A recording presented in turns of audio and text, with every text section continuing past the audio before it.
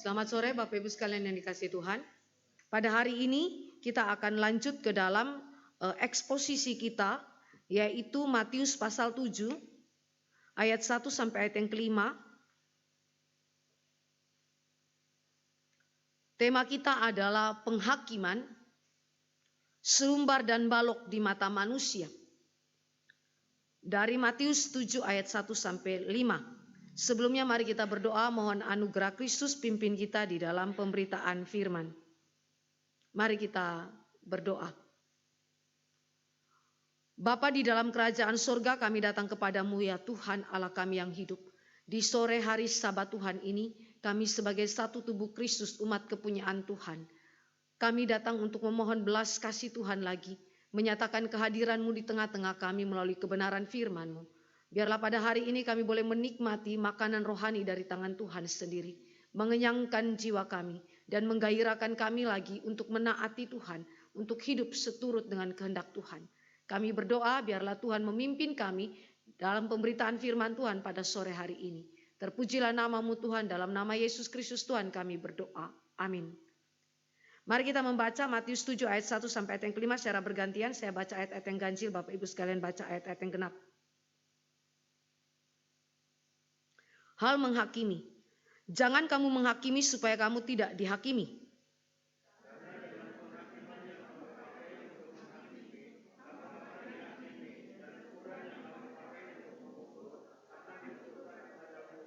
Mengapa engkau melihat selumbar di mata saudaramu sedangkan balok di dalam matamu tidak engkau ketahui?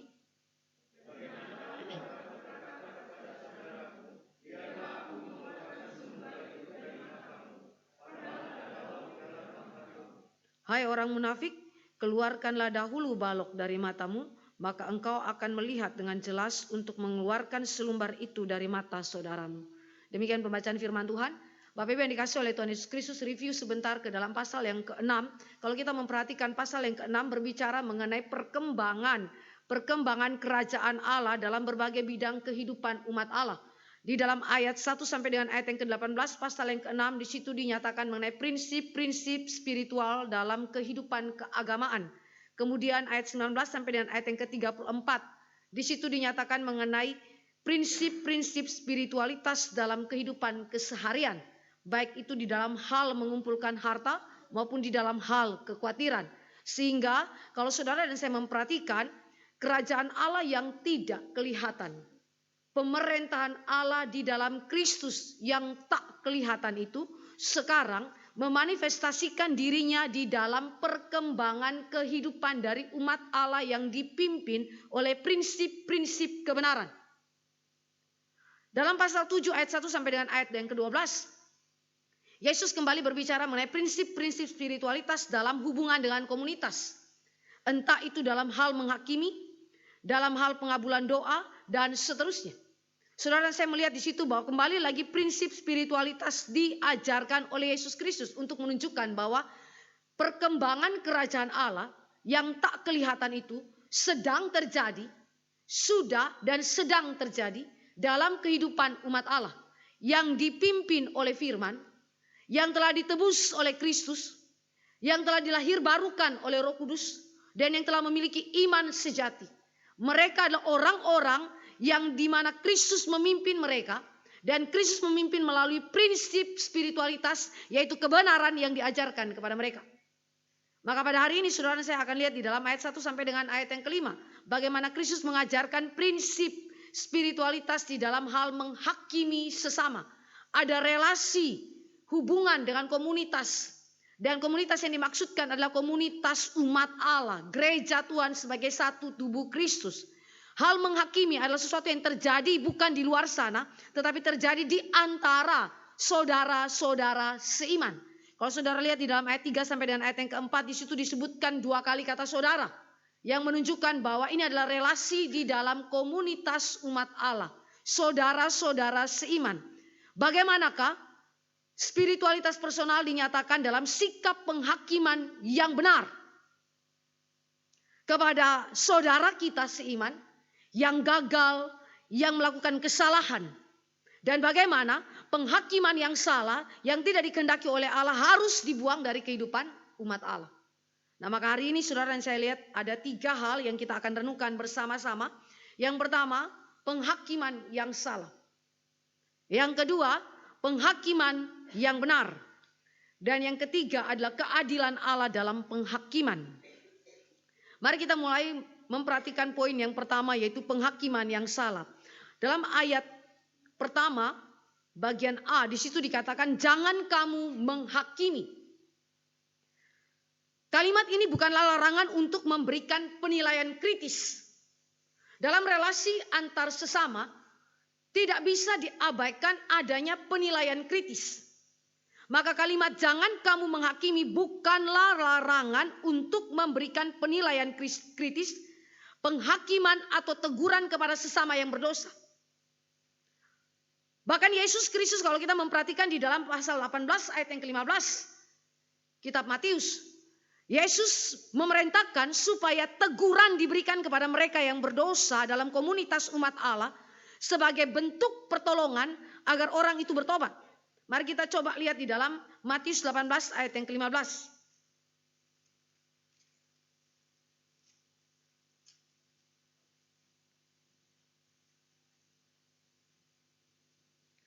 Apabila saudaramu berbuat dosa, tegurlah dia di bawah 4 mata. Jika ia mendengarkan nasihatmu, engkau telah mendapatnya kembali. Maka dengan kalimat ini saudara saya melihat bahwa Yesus memerintahkan teguran, penghakiman kepada sesama yang berdosa sebagai bentuk pertolongan agar mereka bertobat. Lalu apa yang dimaksudkan dengan larangan jangan kamu menghakimi? Apa yang dilarang oleh Tuhan Yesus? Frase ini ditulis dalam bentuk present imperatif. Present imperatif. Yang kalau kita terjemahkan, kalimat itu akan menjadi jangan terbiasa menghakimi. Jangan terbiasa menghakimi. Ini menunjuk pada sikap hati yang salah. Menunjuk pada sikap hati yang berdosa dalam menghakimi sesama. Dan yang merupakan tabiat, watak pada umumnya yang dimiliki oleh semua manusia berdosa tanpa kecuali, baik Kristen maupun non-Kristen. Terbiasa menghakimi dengan sikap hati yang berdosa, sikap hati yang salah terhadap sesama. Sedangkan kata menghakimi, kalau kita memperhatikan dalam bahasa Yunani itu krino. Krino berarti menunjuk kepada vonis hukum. Keputusan hukum untuk menyatakan seseorang itu bersalah.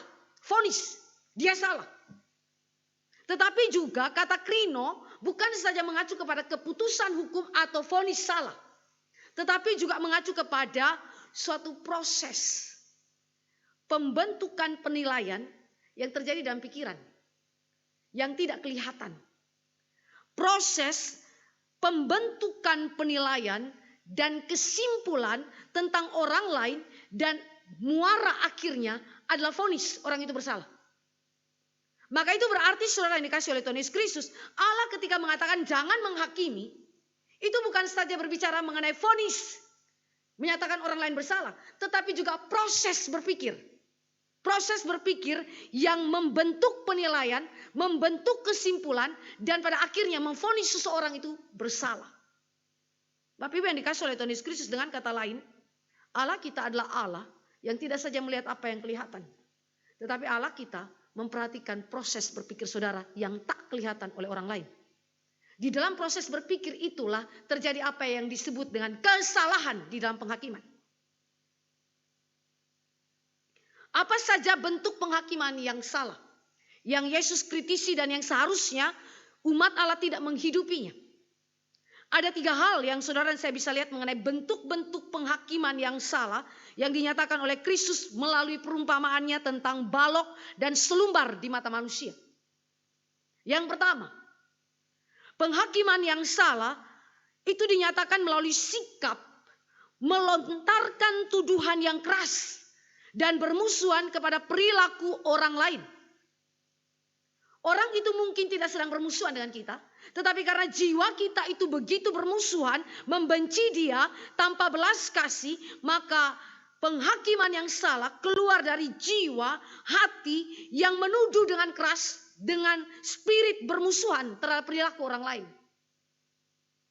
Saudara bisa saja melakukan hal ini dalam relasi kita satu dengan yang lain dalam pelayanan. Mungkin orang itu tidak sedang bermusuhan dengan saudara, tetapi jiwa saudara yang bermusuhan. Dan saudara akan menafsirkan. Ingat, proses pembentukan penilaian dan kesimpulan. Saudara menafsirkan, menilai, dan menyimpulkan bahwa orang itu bersalah. Sikap melontarkan tuduhan yang keras dan bermusuhan ini juga akan melahirkan kritik yang tajam dan kekerasan yang berlebihan yang diperlakukan kepada orang tersebut. Sehingga ada seorang penafsir yang mengatakan bahwa sikap kritis yang demikian adalah sikap kritis yang tidak adil kepada orang lain. Sehingga sangat mungkin penilaian dan kesimpulan yang kita berikan kepada orang itu dan vonis kesalahan kepada orang tersebut melampaui kesalahan dia. Ini sangat-sangat mengerikan karena kita dengan secara tajam, dengan secara keras berlebihan mengkritisi orang lain, tapi sayang sekali tidak adil.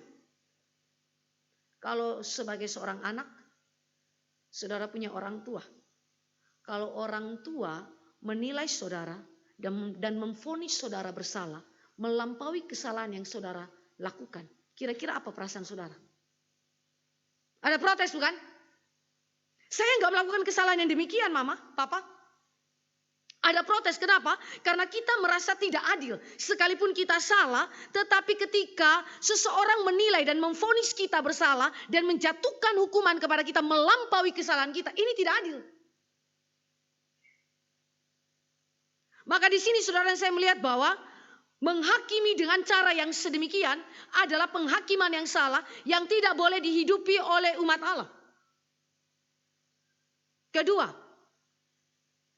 penghakiman yang salah itu nampak di dalam menghakimi orang lain tanpa menyadari kesalahannya sendiri yang amat mendalam.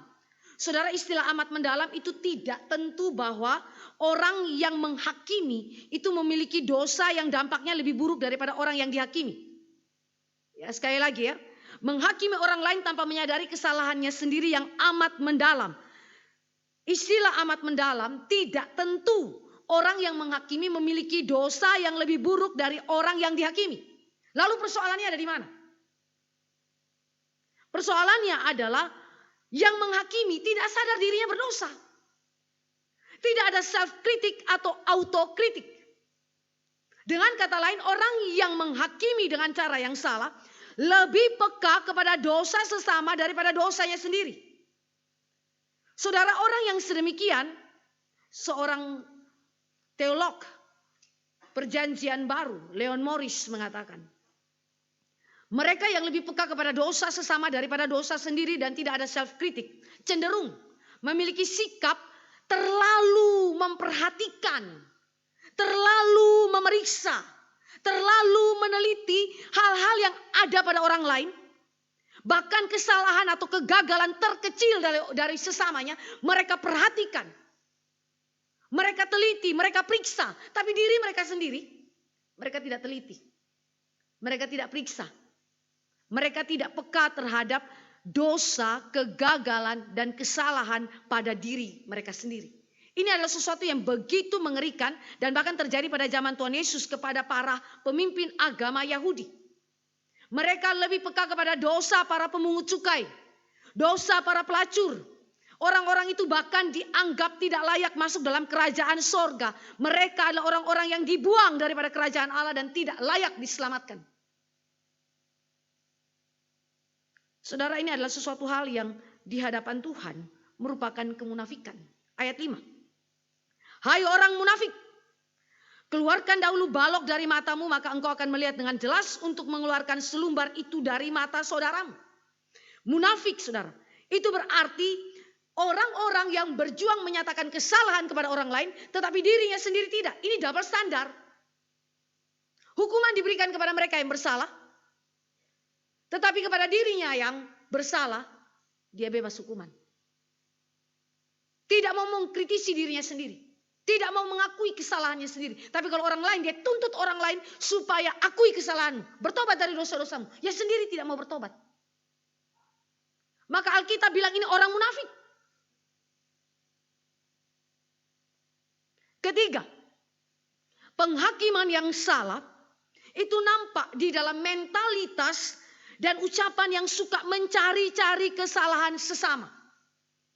Saudara bisa bayangkan ya, tiap hari dia perhatikan orang lain, teliti orang lain, periksa orang lain punya kelakuan, lalu dia cari di mana titik kesalahannya. Ini adalah sesuatu yang dipraktikkan sekali lagi oleh para pemuka agama Yahudi, bahkan kepada Tuhan Yesus. Mereka ikut Yesus, mereka lihat pengajaran Yesus, mereka lihat mujizat yang Yesus lakukan, sambil ikut Yesus, sambil cari di mana letak kesalahan Tuhan Yesus. Untuk menjatuhkan Tuhan Yesus. Mentalitas.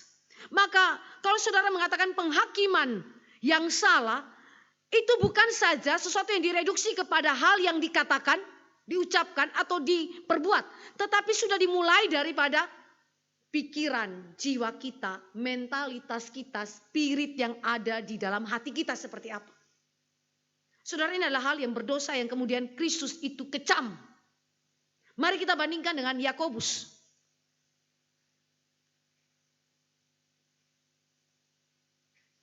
Yakobus pasal 2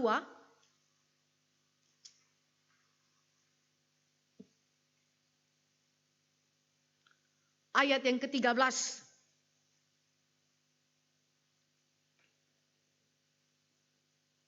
Sebab penghakiman yang tak berbelas kasihan akan berlaku atas orang yang tidak berbelas kasihan, tetapi belas kasihan akan menang atas penghakiman. Di dalam ayat 13a, saudara perhatikan ada penghakiman yang salah yang mana tanpa belas kasihan diperlakukan kepada orang lain. Kemudian Yakobus 4 ayat yang ke-11 sampai dengan ayat yang ke-12. Yakobus 4 ayat 11 sampai 12. Saudara-saudaraku, janganlah kamu saling memfitnah. Barang siapa memfitnah saudaranya atau menghakiminya, ia mencela hukum dan menghakiminya. Dan jika engkau menghakimi hukum, maka engkau bukanlah penurut hukum tetapi hakimnya. Hanya ada satu pembuat hukum dan hakim, yaitu Dia yang berkuasa menyelamatkan dan membinasakan. Tetapi siapakah engkau sehingga engkau mau menghakimi sesamamu manusia? Di dalam Yakobus, hal menghakimi dengan hal memfitnah itu disejajarkan. Untuk menunjukkan bahwa orang yang memiliki mentalitas yang suka mencari-cari kesalahan sesama, bahkan ketika orang yang dicari kesalahannya itu tidak ada kesalahannya, itu sama dengan memfitnah. Sama seperti perlakuan daripada pemuka agama Yahudi kepada Tuhan Yesus. Cari-cari kesalahan Tuhan Yesus padahal Tuhan Yesus adalah orang benar. Saudara yang dikasih oleh Tuhan Yesus Kristus, ini adalah dosa yang dibenci oleh Allah, yang menjijikkan bagi Allah, dan yang seharusnya tidak boleh ada dalam kehidupan umat Allah dan dalam relasi komunitas umat Allah. Pertanyaannya adalah, apa yang menjadi akar lahirnya 3 bentuk penghakiman yang salah ini?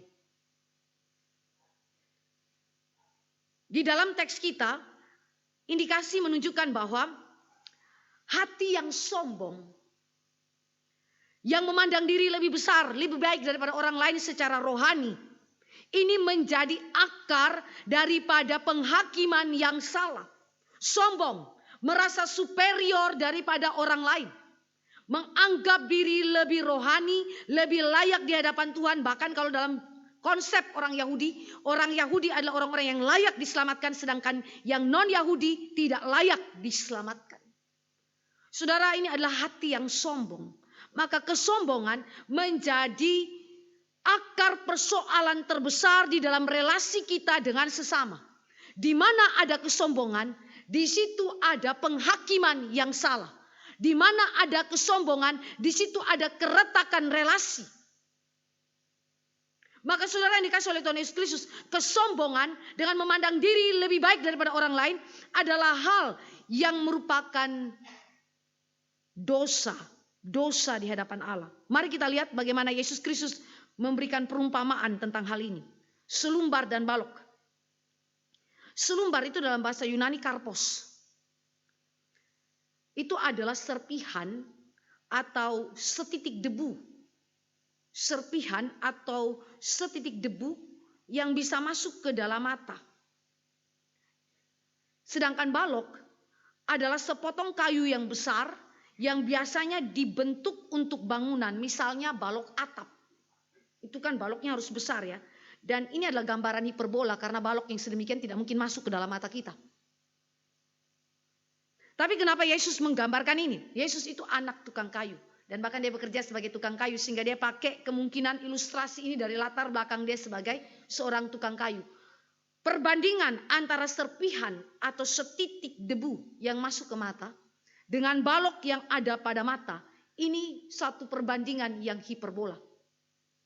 Perbandingan yang menyatakan bahwa sikap yang salah dalam penghakiman yang biasa dihidupi oleh manusia berdosa adalah satu sikap yang tidak dikehendaki oleh Yesus Kristus dan yang tidak boleh ada pada diri orang percaya maupun komunitas orang percaya. Saudara, yang dimaksudkan dengan selumbar itu semacam satu kesalahan kecil atau kegagalan kecil pada diri sesama. Tetapi orang yang menghakimi cenderung untuk membesar-besarkannya, cenderung untuk kemudian menghakiminya dengan secara berlebihan, keras, tajam. Yang tadi saya katakan.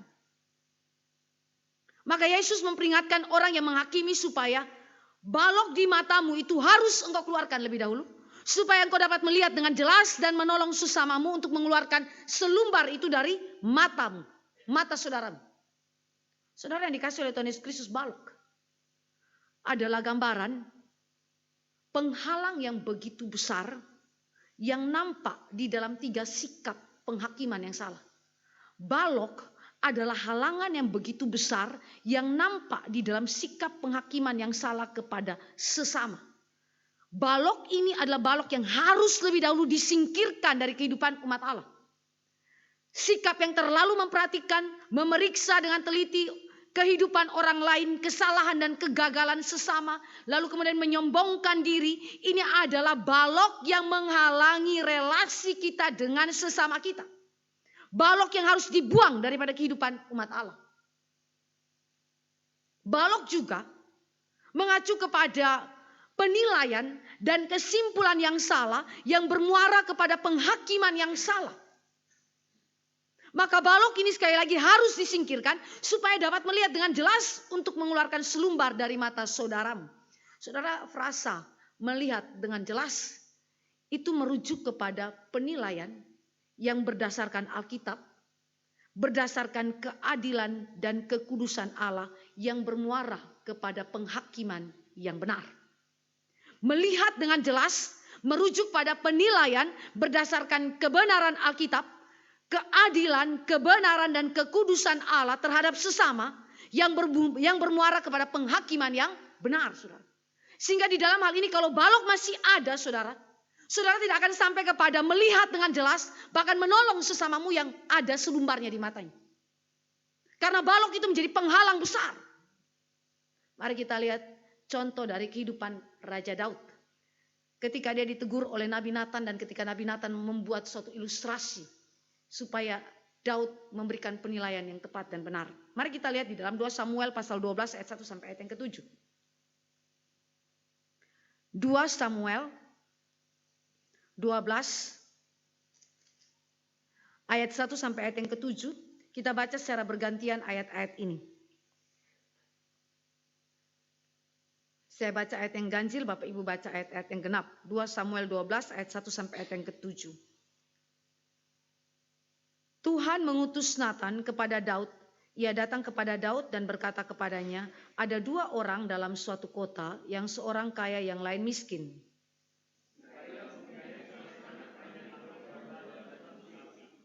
Si miskin tidak mempunyai apa-apa selain dari seekor anak domba betina yang kecil yang dibeli dan dipeliharanya. Anak domba itu menjadi besar padanya bersama-sama dengan anak-anaknya, makan dari suapnya dan minum dari pialanya, dan tidur di pangkuannya seperti seorang anak perempuan baginya.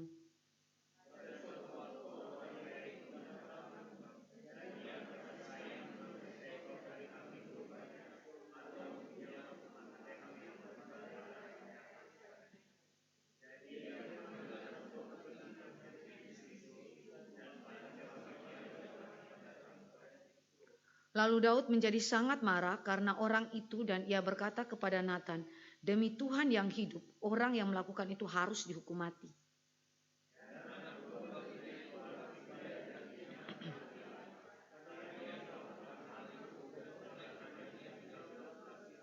Kemudian berkatalah Nathan kepada Daud, engkaulah orang itu. Beginilah firman Tuhan Allah Israel, akulah yang mengurapi engkau menjadi raja atas Israel dan akulah yang melepaskan engkau dari tangan Saul dan seterusnya. Apa yang dikoreksi oleh Nabi Nathan? Penghakiman Daud yang salah. Daud begitu peka dengan dosa orang lain. Daud bahkan dengan secara tajam mengkritisinya.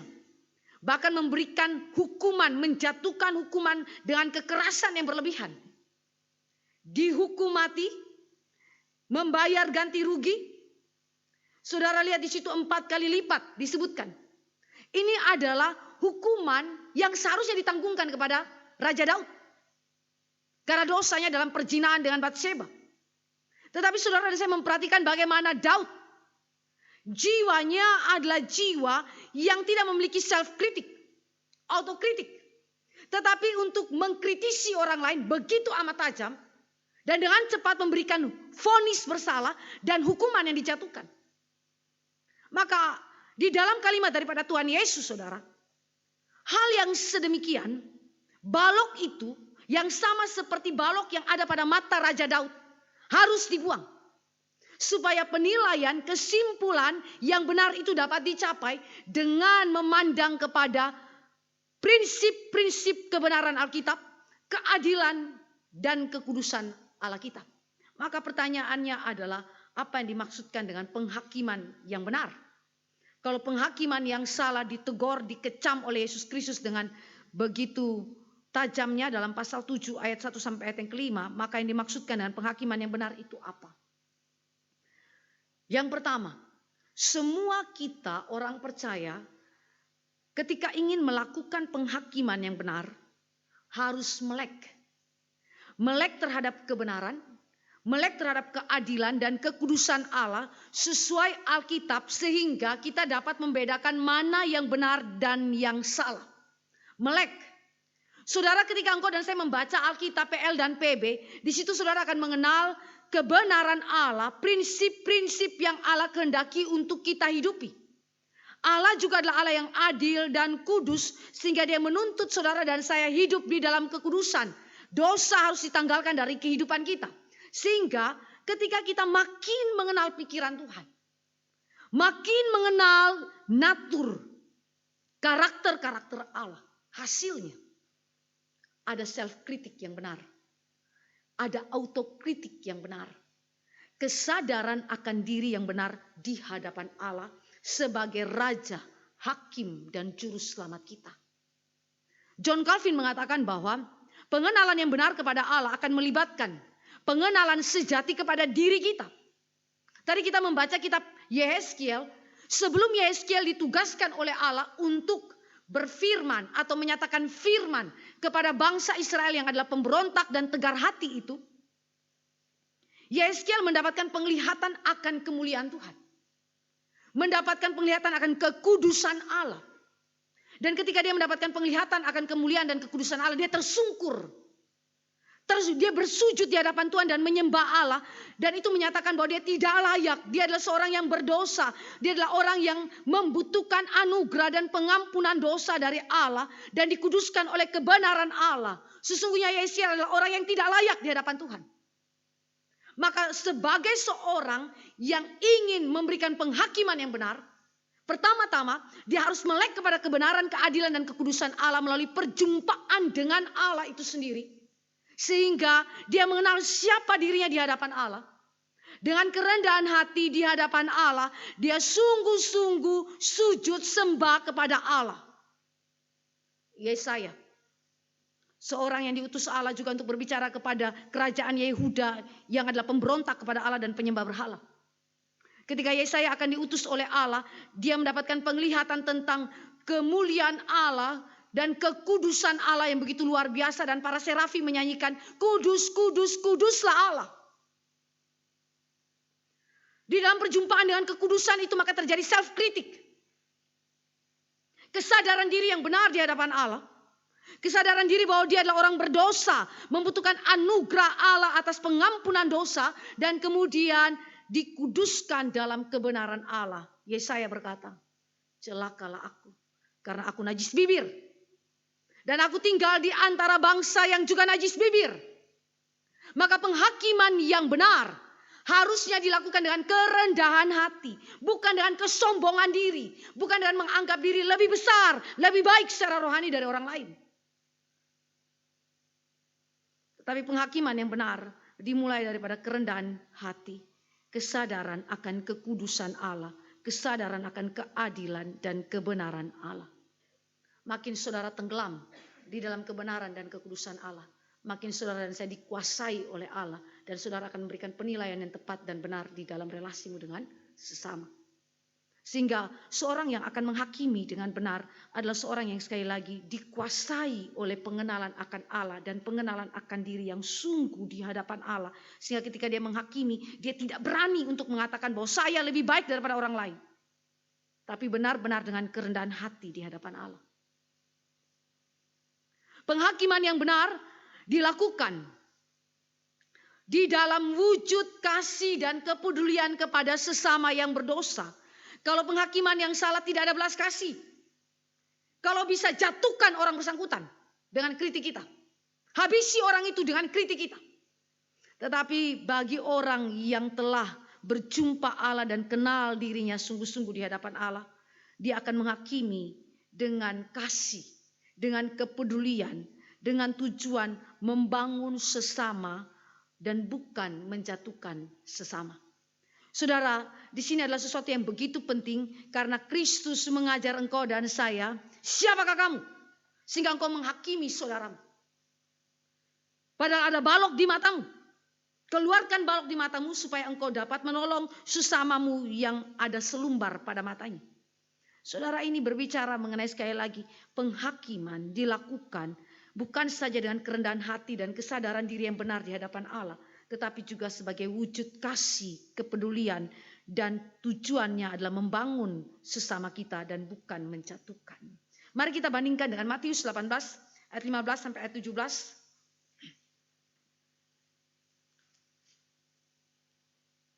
Saya baca ayat 15, Bapak Ibu baca ayat 16 dan 17. Kita baca bersama-sama.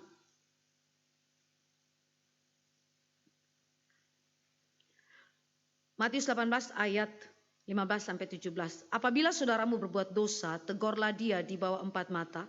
Jika ia mendengarkan nasihatmu, engkau telah mendapatnya kembali.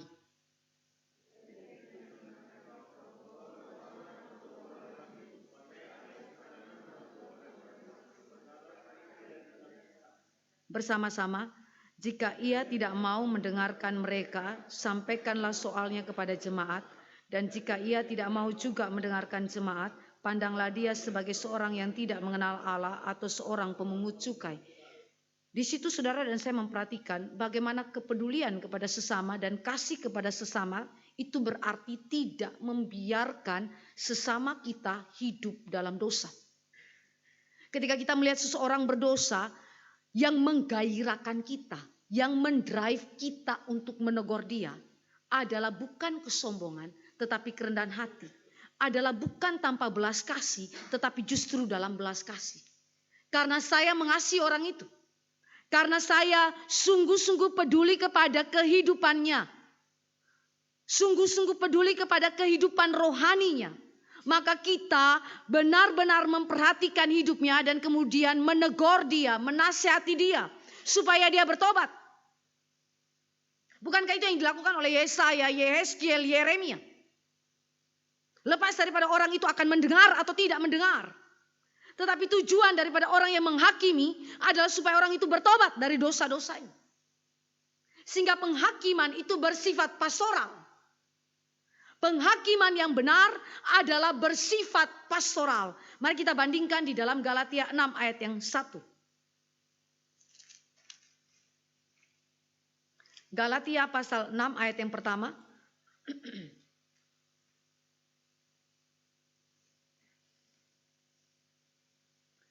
Di situ dikatakan, saudara-saudara, kalaupun seorang kedapatan melakukan suatu pelanggaran, maka kamu yang rohani harus memimpin orang itu ke jalan yang benar dalam roh lemah lembut, sambil menjaga dirimu sendiri supaya kamu juga jangan kena pencobaan.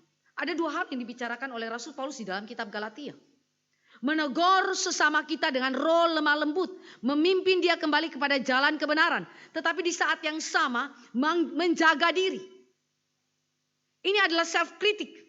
Menjaga diri supaya kita tidak jatuh dalam pencobaan yang sama. Ada tanggung jawab di sana untuk juga menjaga kekudusan hidup. Bukan saja menuduh orang lain, kamu bersalah, kamu layak dihukum, tetapi juga menjaga diri sendiri supaya kita tidak terperosok di dalam pencobaan yang sama. Saudara, ini adalah penghakiman yang dikehendaki oleh Allah.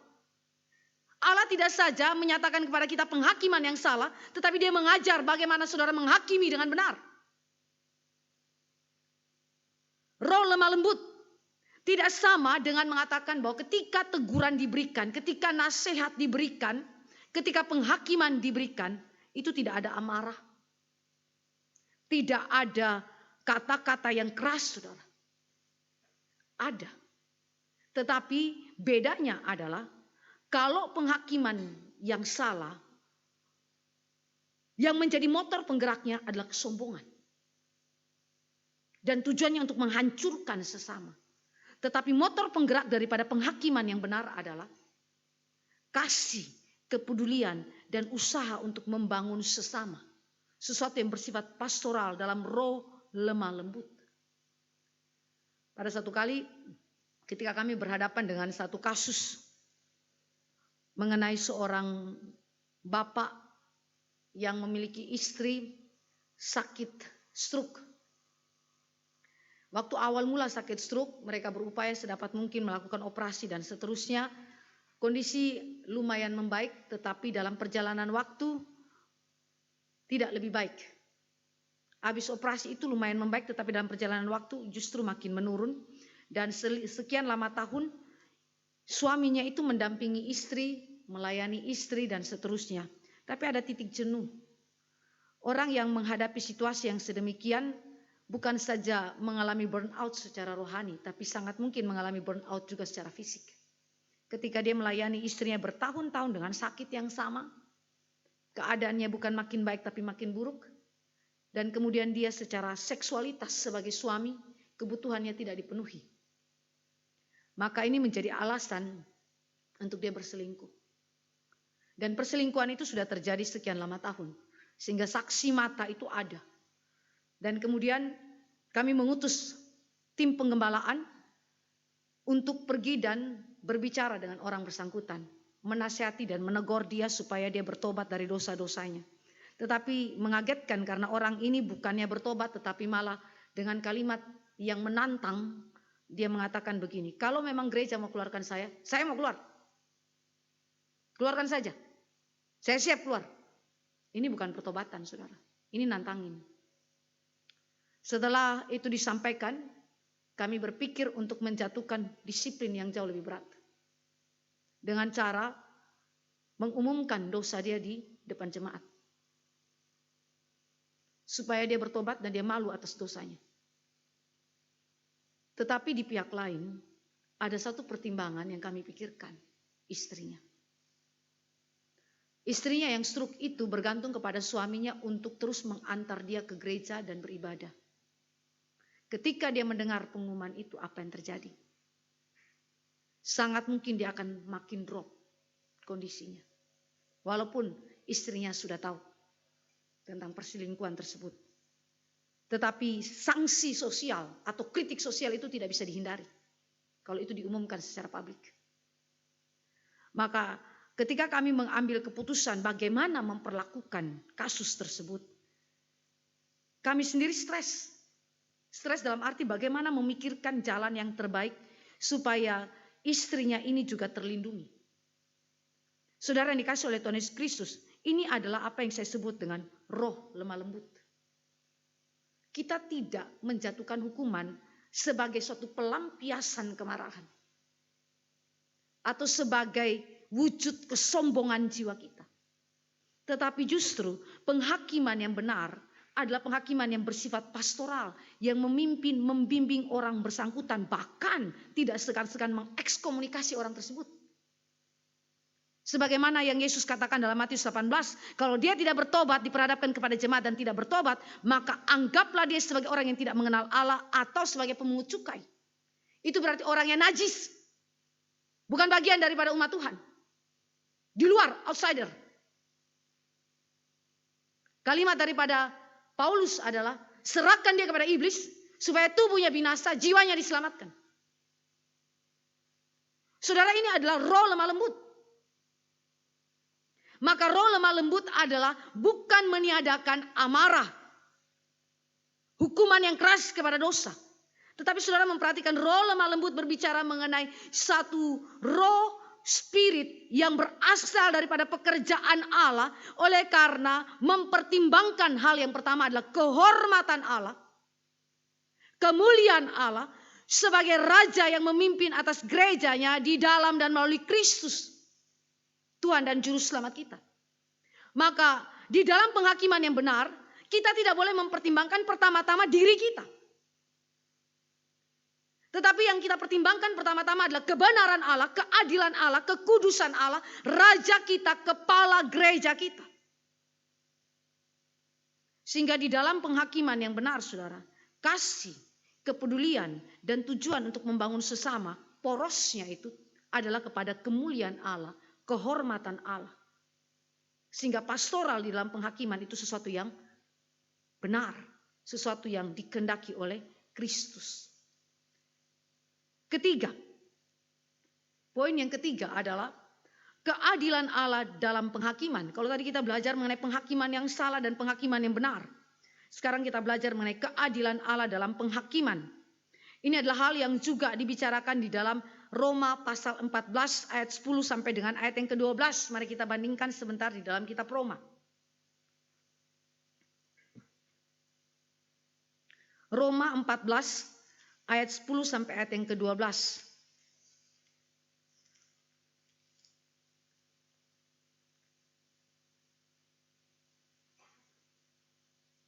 Di situ dikatakan, tetapi mengapakah engkau menghakimi saudaramu? Atau mengapa engkau menghina saudaramu? Sebab kita semua harus menghadap tata pengadilan Allah.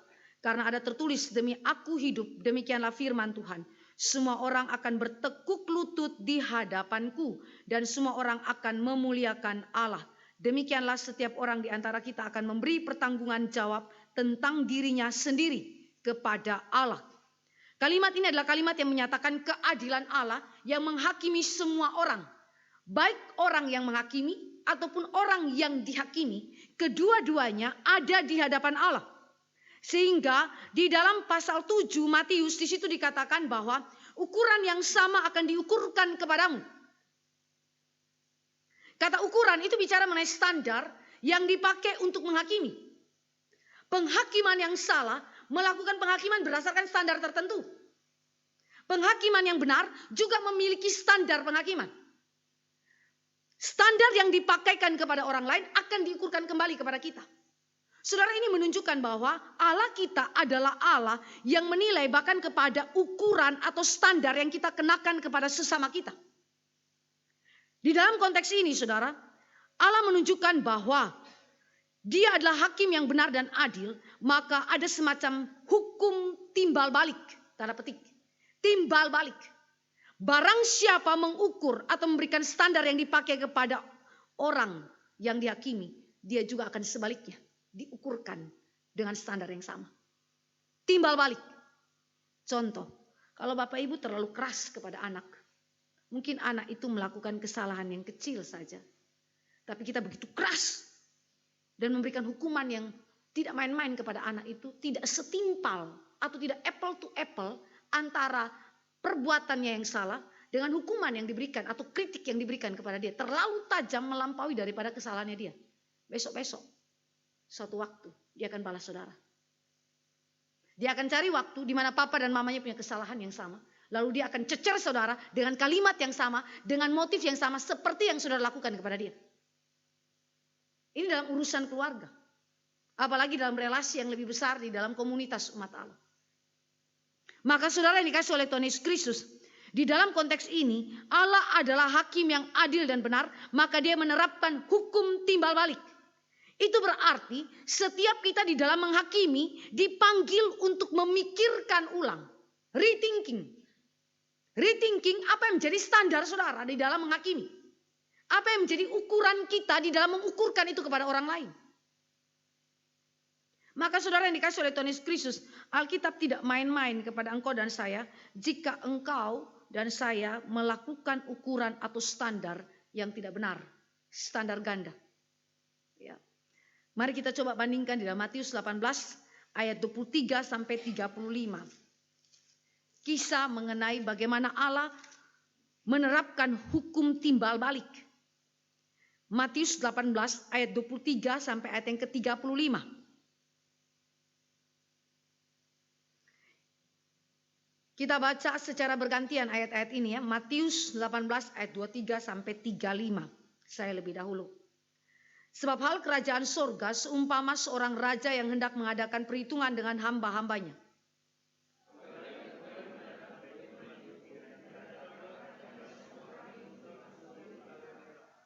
Tetapi karena orang itu tidak mampu melunaskan hutangnya, raja itu memerintahkan supaya ia dijual beserta anak istrinya dan segala miliknya untuk pembayar hutangnya.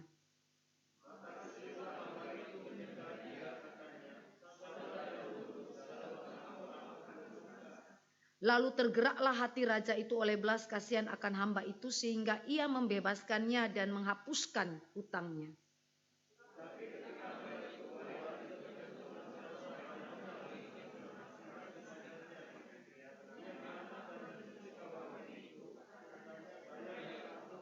Maka sujudlah kawannya itu dan memohon kepadanya, sabarlah dahulu, hutangku itu akan kulunaskan.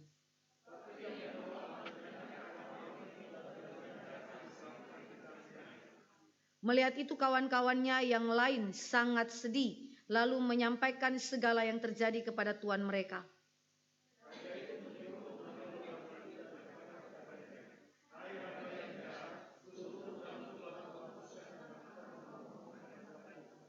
Bukankah engkau pun harus mengasihani kawanmu seperti aku telah mengasihani engkau?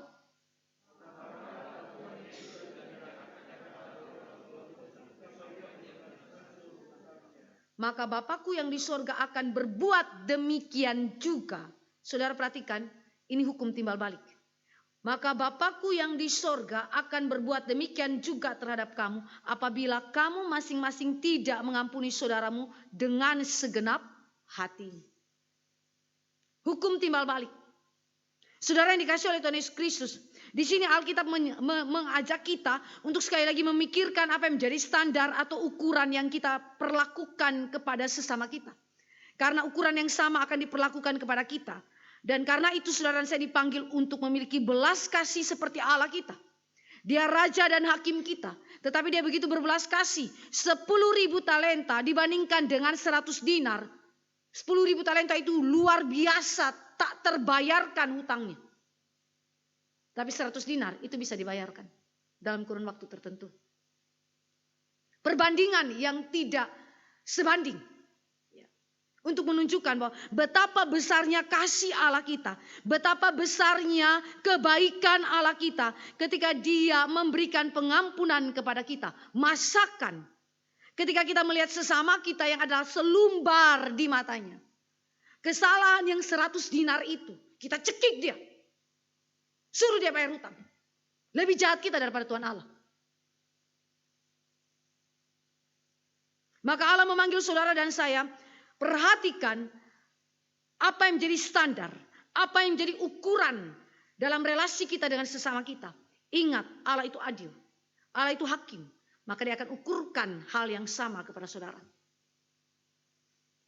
Kedua, Allah yang adalah adil dan hakim atas kita, dia mengadili apple to apple. Yang berarti hukuman yang Allah berikan kepada kejahatan kita itu setimpal dengan kejahatan kita, perbuatan dosa kita. Tidak kurang, juga tidak berlebihan.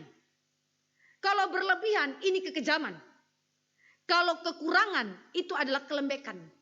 Saudara, kalau hukum terlalu lembek, saudara, terlalu longgar, hancur dia. Kayak Indonesia. Maka saudara yang dikasih oleh Tuhan Yesus Kristus, apple to apple. Kepuasan keadilan Allah adalah dosa harus dihukum setimpal. sesuai dengan takaran dosa tersebut. Kalau dosa itu takarannya kita umpamakan dalam angka 100 dinar, maka hukumannya juga harus 100 dinar. Tidak boleh lebih, tidak boleh kurang.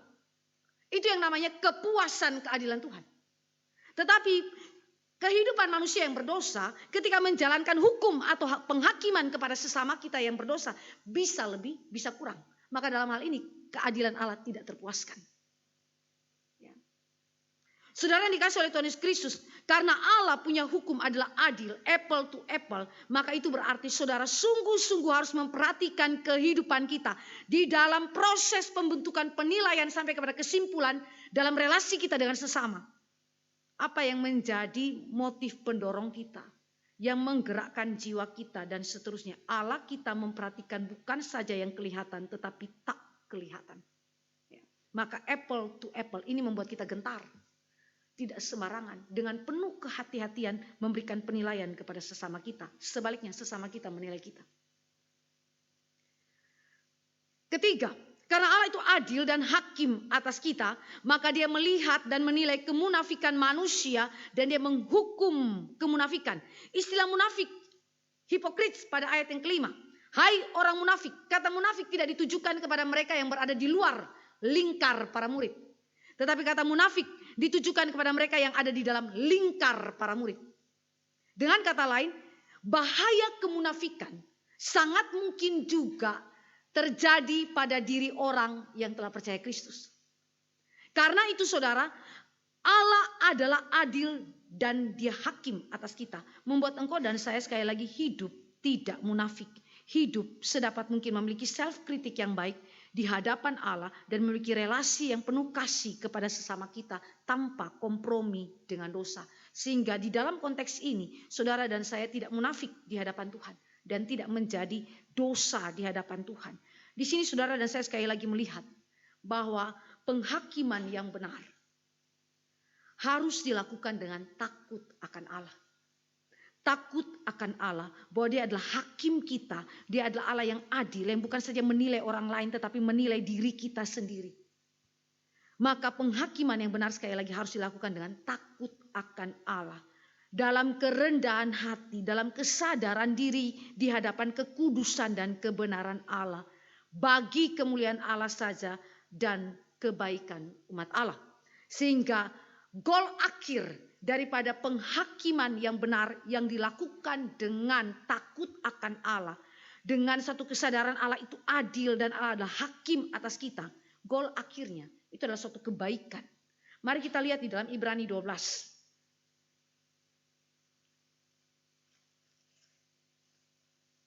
Ibrani 12 ayat yang ke-6. Kita baca mulai dari ayat 4 sampai dengan ayat yang ke-11. Ibrani 12 ayat 4 sampai ayat yang ke-11. Kita baca secara bergantian, saya lebih dahulu. Dalam pergumulan kamu melawan dosa, kamu belum sampai mencucurkan darah.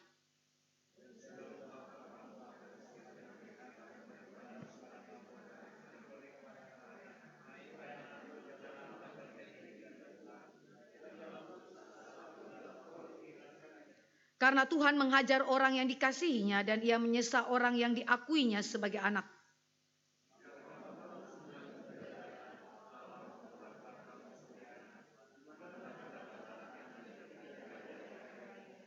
Tetapi jikalau kamu bebas dari ganjaran yang harus diderita setiap orang, maka kamu bukanlah anak tetapi anak-anak gampang.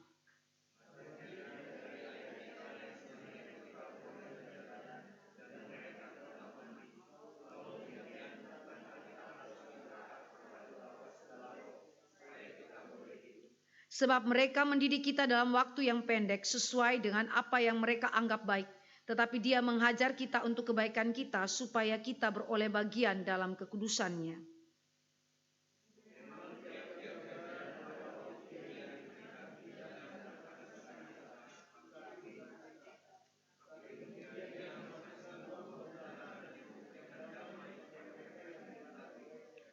Saudara lihat di situ. Goal akhir atau buah yang dihasilkan daripada penghakiman yang benar yang dilakukan dalam takut akan Allah, kerendahan hati, bagi kemuliaan Allah dan kebaikan umat Allah. Di situ dikatakan supaya kita beroleh bagian dalam kekudusannya. kemudian menghasilkan buah kebenaran yang memberikan damai kepada mereka yang dilatih olehnya. Sehingga tidak pernah Allah menghakimi kita untuk menghancurkan kita. Tidak pernah penghakiman yang benar bertujuan untuk menjatuhkan sesamanya. Tetapi penghakiman yang benar adalah mendorong sesama kita untuk kembali hidup berjalan di dalam kebenaran. Dan dia boleh dikuduskan hari lepas hari. Dan kita semua sebagai satu komunitas semakin dikuduskan memuliakan Tuhan sampai Kristus datang kembali. Mari kita berdoa. Bapa dalam kerajaan surga, kami datang kepada Tuhan bersyukur. Karena Engkau Allah yang menguduskan umat kepunyaan-Mu baik secara pribadi maupun secara komunitas. Kami berdoa biarlah Allah di surga menyertai hati dan pikiran kami. Firman yang telah dibagikan biarlah ini menjadi kekuatan rohani bagi setiap kami. Sekaligus koreksi bagi setiap kami. Sehingga dalam relasi kami dengan sesama. Kami sungguh-sungguh memikirkan penghakiman yang benar dalam kaitan dengan Allah kami. Yang adalah adil dan hakim atas setiap manusia. Kami berdoa, kuduskanlah jiwa kami. Berikan kami hati yang sungguh-sungguh didorong oleh cinta kasih kepada sesama kami. Sehingga kami boleh menghakimi dengan tepat dan benar bagi kemuliaan nama Tuhan. Terpujilah namamu Bapa, dalam nama Yesus Kristus Tuhan kami berdoa. Amin.